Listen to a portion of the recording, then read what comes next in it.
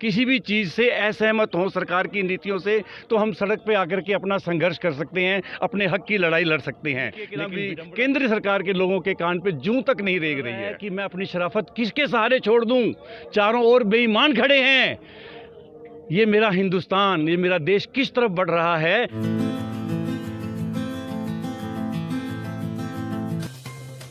किसान बॉर्डर पे और भी बहुत से किसान यहाँ पे मौजूद हैं।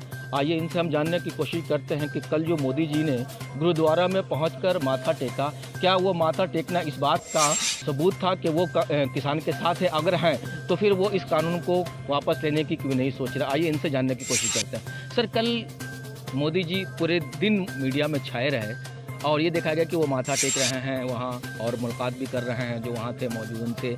तो मतलब क्या है, ये मैसेज देने की कोशिश कर रहे हैं कि आप लोग फिक्र ना करें, हम आपके साथ हैं, या इस कानून को वापस करेंगे? क्या किस तरह तमाम चीज़ों को देखते हैं आप? देश के प्रथम पुरुष हैं मोदी जी, हम उनको नमन करते हैं। और कल का जो उनका माथा टेकना है, हम उस रूप में, उस संदर्भ में लेते हैं कि वाहे गुरु परमात्मा जी उनको कि ना भी इस प्रकार से शिक्षा देंगे, इस प्रकार से उनका कि ना भी ज्ञानवर्धन करेंगे कि ये जो किसान भाई हैं ये भी एक ज़मीन से जुड़ी हुई हस्ती हैं और इनके साथ किसी प्रकार का अन्याय अगर तुम कर रहे हो तो ये ठीक नहीं है और जितनी जल्दी हो सके इसका सही समाधान कर दीजिए। यही भाई गुरु जी से हम आशा करते हैं कि उन्हें इस प्रकार का आशीर्वाद उनको गुरु परमात्मा देंगे। तो मतलब आपको क्या लगता है कि उनको कहीं ना कहीं इस कानून को लागू करने का, इस कानून को पास करने का पछतावा हुआ है? यही वजह है कि वो माथा टेकने गया, उनको लगता है कि मुझसे गलती हुई? नहीं, उनको अभी तक नहीं लग रहा कि कोई गलती हुई है। ये तो वाहे गुरु जी का ही प्रसाद मिलेगा कि अगर इसके बाद वो किसी प्रकार का समाधान लेते हैं तो हम इनको सच्चे पातशाह वाहे गुरु जी का ही आशीर्वाद मानेंगे कि वो मत्था टेकने गए और गुरु जी ने उनको आशीर्वाद दिया कि इस प्रकार से जाओ, मेरे भक्त हैं, मेरे प्रिय साथी हैं वो भी, और उनको किसी प्रकार की तकलीफ अगर हो रही है तो देश का बंदा, देश का नागरिक तकलीफ में रहेगा तो मैं तेरी किसी भी प्रकार की अर्जी को स्वीकार नहीं करूँगा। यहाँ जो प्रोटेस्ट 25 दिन हो गए, 25वां दिन है आज प्रोटेस्ट को, यहाँ कितने लोग प्रोटेस्ट में, कितने किसान शामिल होंगे?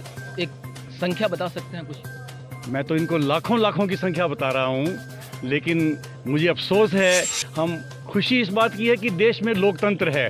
लोकतंत्र की बड़ी खूबी है कि हम किसी भी प्रकार के असहमत हों, किसी भी चीज़ से असहमत हों सरकार की नीतियों से, तो हम सड़क पे आकर के अपना संघर्ष कर सकते हैं, अपने हक की लड़ाई लड़ सकते हैं। लेकिन विडंबना इस बात की है कि आज 40-40 दिन, 35-35 दिन, 30 दिन, 25 दिन दिल्ली की सड़कों पर इन लोगों को बैठे हुए हो गए हैं और सरकार के एसी रूम में बैठे हुए दिल्ली के ना भी केंद्र सरकार के लोगों के कान पे जूं तक नहीं रेंग रही है। मैं किसान, ये मेरे भाई जो हैं, एक तरफ घुमा दीजिए इनकी तरफ कैमरे को भी, कि ये मेरे किसान शरीफ अपने घरों में बैठे हुए थे। अब इनको मजबूरी में ये कहना पड़ रहा है कि मैं अपनी शराफत किसके सहारे छोड़ दूं, चारों ओर बेईमान खड़े हैं। ये मेरा हिंदुस्तान, ये मेरा देश किस तरफ बढ़ रहा है। खेतों में बिल्डर और सड़कों पर किसान खड़े हैं।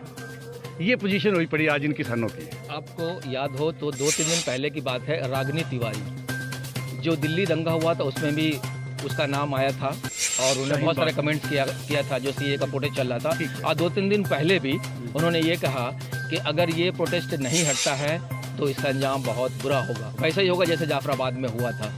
इन तमाम चीज़ों को किस तरह देखते हैं? आखिर क्या है ये सब मामला? नहीं, हम इस बात पर कोई कमेंट नहीं करना चाहेंगे कि उन्होंने कहा कि जाफराबाद जैसा होगा या किसी हाथरस जैसा का, हम नहीं चाहते। ये हमारे किसान भाई हैं, किसी भी प्रकार की अप्रिय घटना को होने ही नहीं देना चाहते, ना ही होने देंगे।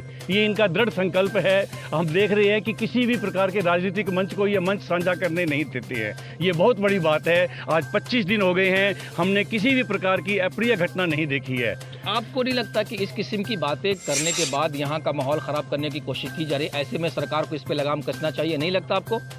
मेरा भाई किसान नादान नहीं है, ये जमीन से जुड़ा हुआ है। जमीन, मैं किसान की बात नहीं कर रहा हूँ, मैं सरकार की बात कर रहा हूँ कि अगर ऐसे लोग अगर मीडिया में आकर इस किस्म का बयान देंगे, ऐसी वीडियो वायरल करेंगे तो कहीं ना कहीं सामाजिक तौर पे एक माहौल ख़राब करने की कोशिश की जा रही है, ताकि कहीं ना कहीं ये जो प्रोटेस्ट चल रहा है वो भंग करने की कोशिश कहीं ना कहीं है। ऐसा नहीं लगता आपको?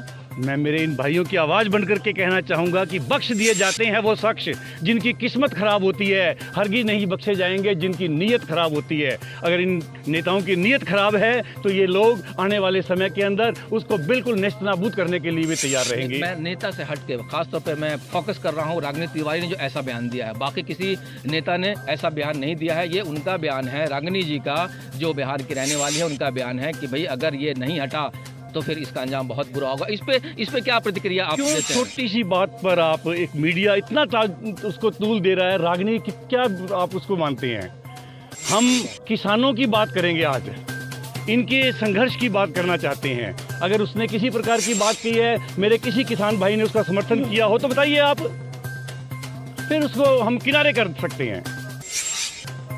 देखा आपने, ये सिंगी बॉर्डर पे वो किसान हैं जो गुज़श्ता 25 दिनों से संघर्ष कर रहे हैं, प्रोटेस्ट कर रहे हैं, और इनका मानना है कि जब तक ये काला कानून वापस नहीं होगा हम प्रोटेस्ट नहीं हटेंगे। और रागिनी तिवारी जैसी बहुत सारी महिलाएं आए हैं जो माहौल ख़राब करने की कोशिश की है, लेकिन हम माहौल ख़राब नहीं होने देंगे। मशरिक़ न्यूज़, दिल्ली।